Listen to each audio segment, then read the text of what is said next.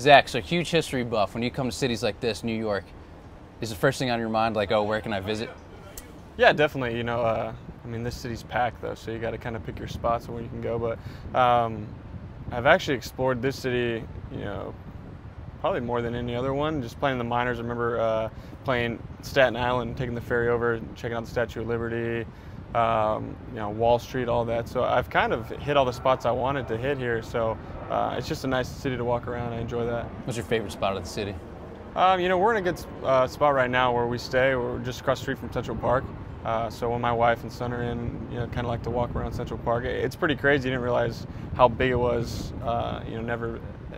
5 years ago I'd never been here. So the zoo in there. There's so many things that you can do in the park. So I would say that's probably the one spot you'll find me.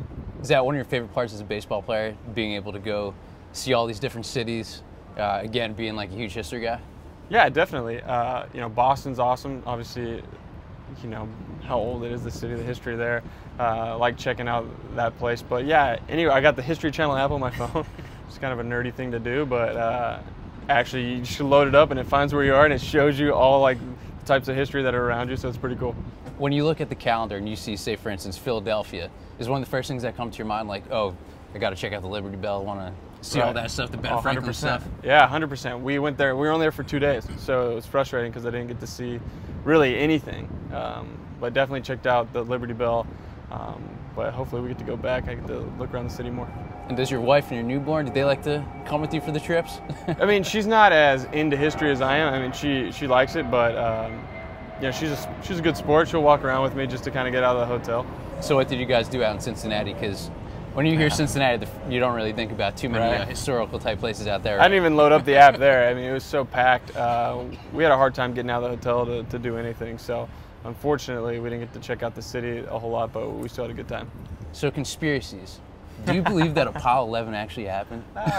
You know what? We went to NASA in Houston this year, and we got to talk to some of the astronauts, a couple guys that just gotten back from the space station. And we, first thing we kind of brought up to them, we were like, is it even real? Did you guys even, take off and all that stuff? And they're like, oh, space is real. All that stuff. We did land on the moon, all this stuff. So those were some of our first questions. Those guys, they probably thought we were ridiculous, but that was a cool experience too, to do that in Houston. Did you ask them at all about the wind factor? Because a lot of people said that flag was blown, but there's no wind on the moon. Right. No, we hammered them. There's a couple guys on the team, I'm going to throw one out there right now. Brad Brock, he said his grandpa was always saying that, it's a hoax, we never did it. So we brought that up to the astronauts. We told them Brad didn't believe that we actually landed on the moon. There's no space or whatever.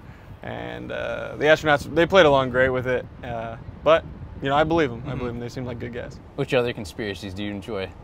Gosh, I'm not too into that. We have some guys that I've played with before, and especially down the bullpen. We talk a lot about different things and guys bringing stuff up. But I try to avoid it. It's a crazy topic. There's so many weird things that go on that you could probably say anything's a conspiracy theory or something's going on, funny, but I try to avoid it and just listen to what other people have to say about it. Do you ever find yourself online just going into like a deep space, just like a huge track, just searching one thing, just trying to find an answer to, like, for instance, is Tupac still alive? Right. No, that's kind of a funny thing. Not so much, conspiracy things. If anything, I'm just interested in all types of history, so things that I really don't know about, like events. I'm trying to get more knowledge on what happened here, what happened there, but not one specific thing. I've kind of been I think nowadays, JFK. I went to growing up in Texas, I went to the library or the school book. Was it the depository, right? Mm-hmm. That's actually really interesting. Now that's actually a good thing you brought that up because I wasn't thinking about that. I went there a couple years ago in Dallas. Been there twice now, and it's actually interesting. You talk to people that say they were there, whether or not they were, I don't know. But that stuff, blow your mind a little bit when you go there and you actually just think about things and how crazy, the world really is, and you never know if what you hear is true or what you read is true. So it's interesting.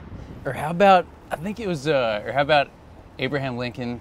The same guy who shot and killed him, Right. and the same guy who shot and killed JFK.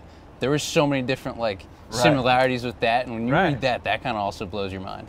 No, it does. Gosh, there's so many YouTube videos that you can watch on this stuff, and we've had a couple guys. You know, Ryan Webb, he was in our bullpen last year with Cleveland. He was really into it, and Darren O'Day will get you going on some too.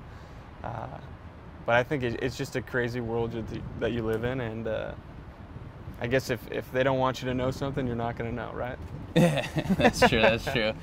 What about Netflix? They have like a lot of different like historical type shows on that, which are, for the most part, pretty interesting. Right. Yeah. No.